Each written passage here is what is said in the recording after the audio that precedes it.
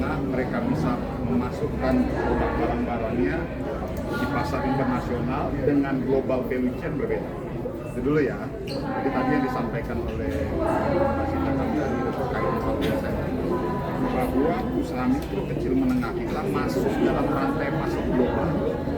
Jadi ini yang mau kita dorong sebetulnya, bahwa kesempatan usaha mikro kecil menengah bisa tembus pasar internasional wajib.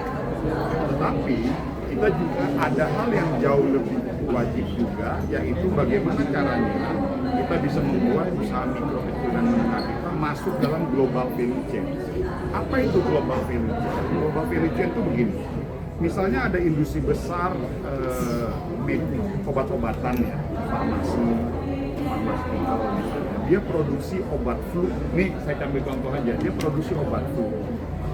Bahan-bahan raw material untuk memproduksi obat flu itu, harapan kita itu bisa diambil dari sektor usaha mikro kecil menengah yang ada di Indonesia. Artinya dia masuk tuh dalam rantai pasar global. Yang kedua, misalnya sebagai contoh, kita yang udah terkenal kalau kita pergi ke luar negeri, Indomie itu udah top banget di dunia. Nah, cuman bahan baku Indomie kan dari gandum. Nah, sedangkan gandum itu tidak, Indonesia nggak punya. Artinya apa? Pada saat Indomie itu produk nasional kita, dia sudah mentok di panggung dunia, tetapi selain memang ada impact positif juga, maksud saya penyerapan kerja, pendapatan dari sektor pajak dan lain sebagainya, tetapi akan jauh lebih optimal lagi kalau bahan baku Indomie itu bisa diambil dari raw material di Indonesia. Dalam hal ini apa sih? Beras misalnya, beras ataupun tepung apa. Itu kedua. Lalu yang ketiga misalnya produk-produk industri besar lainnya yang memang sudah masuk di pasar global kita. Kurang lebih begitu, Mas. Jadi ini dua hal yang berbeda ya. Saya harus lurusin dulu ya dengan kesempatan UMKM kita bisa ekspor. Kalau itu jalan terus tuh, malah grafik pertumbuhannya sekarang udah signifikan. Kemarin kan dilaporkan tuh di Kementerian Perdagangan, angkanya juga signifikan.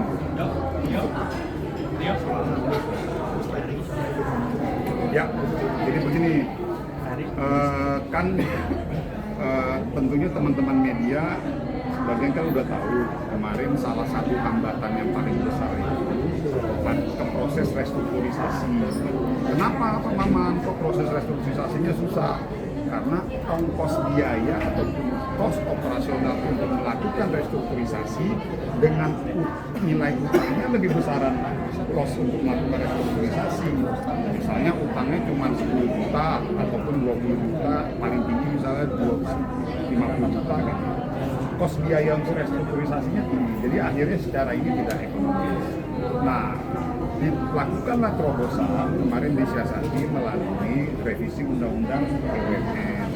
Di situ diberikan ruang dan kesempatan bahwa apabila ingin melakukan restrukturisasi khususnya untuk sektor mikro kecil itu tidak perlu melalui proses restrukturisasi.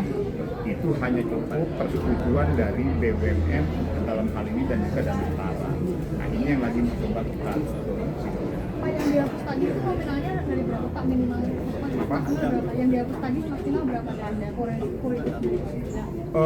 Sorry, angkanya kemarin nilainya mungkin kurang lebih, nanti saya detailnya ya, tapi yang pasti sekarang angkanya yang baru bisa kita hapus lagi kurang lebih sekitar yang sudah jalan proses administrasi ini sudah yang bisa sementara ini ya tanpa proses restrukturisasi kurang lebih sekitar 50 ribuan yang usaha mikro dan menengah. Nah, sedangkan total potensi yang bisa dihapus lagi kan itu sebetulnya ada kurang lebih sekitar 1 juta. Nah, ini kan masih jauh nih. Kenapa masih jauh? Belum bisa karena tadi ada syarat untuk restrukturisasi itu, dan sekarang dengan adanya revisi Undang-Undang BUMN yang baru kita udah bisa go through. Itu semuanya di Himbara ya Pak? Memang di Himbara. Kan kenapa semuanya di Himbara? Karena tadi ada keterkaitan Bank Himbara kita ini kan salah satunya kan bank plat merah kita, artinya perusahaan BUMN kita, makanya menjadi perlu ada mekanisme-mekanisme inilah. Ini berbeda dengan yang bank swasta ya. Pak, kemarin Bapak menyarankan UMKM produksi barang tiruan itu buat kebanyakan itu. Bukan barang tiruan kayak ntar gue diomelin masyarakat lagi kan. Jadi begini nih ya, gua nih menteri UMKM. Tujuan gue gimana caranya usaha mikro, usaha kecil, usaha menengah ini harus diselamatkan dan diberikan kesempatan agar mereka bisa tumbuh di tengah kondisi sekarang gempuran barang-barang dari Cina. Kita tahu bahwa masih banyaknya oknum-oknum di bea cukai yang bermain. Saya sebut oknum ya, saya tidak sebut institusi yang bermain. Akhirnya barang-barang selundupan ataupun barang-barang yang katanya ilegal tetapi disebut legal juga banyak masuk. Ini yang akhirnya membuat usaha mikro kecil menengah kita jadi nggak mampu bersaing. Nah, terus apa yang harus kita lakukan? Kan begitu solusi nih kan. Kita juga kan harus nyelamatin. Ya gue memberikan saran, loh kenapa tidak kita twist mindset kita? Jangan lagi kita seperti orang ya nih dapat gempuran lalu kita terima begitu saja. Lalu kita pasrah begitu saja. Lalu kita biarkan barang-barang impor ini masuk, lalu nggak ada perlawanan dari sisi kita. Bagaimana bentuk perlawanannya? Saya menyarankan, yuk kita buat produk. Misalnya contoh kasusnya kan tas. Itu kan Cina-Cina tuh banyak banget tuh masuk tas.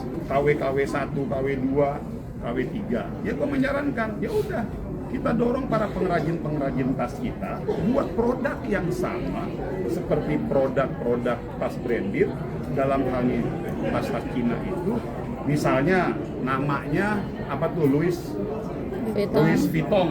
Betul nggak?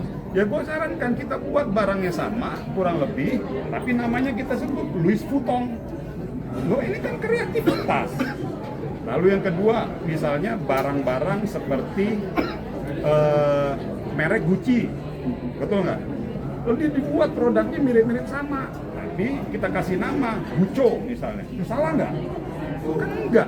Artinya perlu ada terobosan, tinggal yang harus kita pikirkan satu, jangan lu kurangin ya yang ngomongin, ntar gua. Jadi tinggal satu hal yang harus kita lakukan, apa? Bagaimana melindungi secara hukum, betul dong? Melindungi secara hukum kan dasarnya adalah bagaimana diberikan perizinan haki dari Kementerian Hukum. Ya kita koordinasikan. Satu loh ya, ini masalahnya dan ini juga kalau ini berhasil bisa kita dorong, ini dampak positifnya banyak. Kamu tahu nggak? Sekarang di daerah-daerah itu ada satu orang hebat, dia buat mobil namanya Vin Komodo. Itu produk usaha kecil menengah kita. Sampai hari ini untuk mendapatkan perizinan layak jalan aja susah. Coba. Artinya kan harus ada keberanian kita untuk mendobrak realitas yang terjadi sekarang. Karena kalau enggak kita dijajah terus dengan produk-produk asing itu. Di saat ada anak bangsa kita yang punya kreativitas, punya kemampuan, punya terobosan, ini tinggal masalah mau nggak kita berpihak.